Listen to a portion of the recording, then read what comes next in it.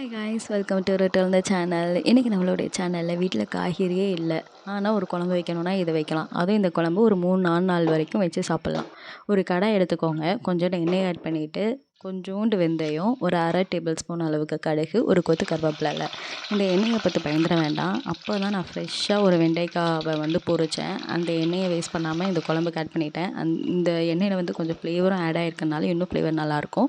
அதுக்கப்புறம் ஒரு 12 பல் அளவுக்கு பூண்டு ஆட் பண்ணிவிட்டு ஒரு 20 சின்ன வெங்காயத்தை உரித்து வச்சுருந்தேன். 10 வெங்காயத்தை பொடிசாக கட் பண்ணி ஃபஸ்ட்டே போட்டுட்டு அதுக்கப்புறம் ஒரு 10 வெங்காயத்தை போட்டு நல்லா வதக்கிக்கோங்க. அதுக்கப்புறம் 2 மீடியம் சைஸ் தக்காளி பொடிசாக கட் பண்ணி போட்டு அதையும் நல்லா வதங்கினதுக்கப்புறம் ஒரு 2 டேபிள் ஸ்பூன் வத்தத்தூள், 2 டேபிள் ஸ்பூன் அளவுக்கு மல்லித்தூள், கொஞ்சோண்டு மஞ்சத்தூள், உப்பு தேவைக்கேற்ப போட்டுட்டு நல்லா அந்த எண்ணெயிலேயே நல்லா வதக்கிக்கோங்க.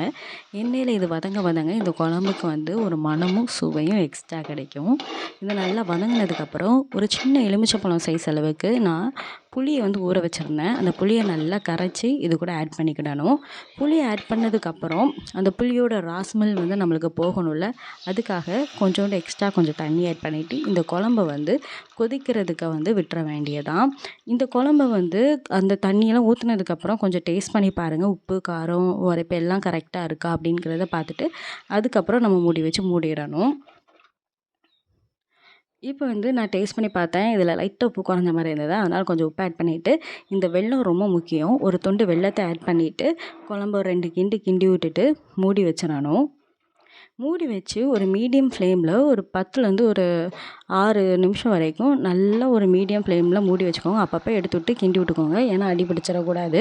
இப்போ நம்ம குழம்பு நல்லா கொதி வந்ததுக்கப்புறம் கொத்தமல்லி இலையை தூவிட்டு இந்த எண்ணெய் நல்லா பிரிந்து வரணும். பிரிந்து வந்ததுக்கப்புறம் நம்மளுடைய குழம்பு சூப்பராக ரெடி ஆயிரும். இது 3-4 நாள் வச்சு சாப்பிடணும்னா எண்ணெய் பிரிந்து வரணும். இல்லை நீங்கள் டக்குன்னு இன்றைக்கி ஒரு நாளே நான் காலி பண்ணிடுவேன் அப்படின்னா ரொம்ப குழம்பு வற்ற விட்டுற வேண்டாம்.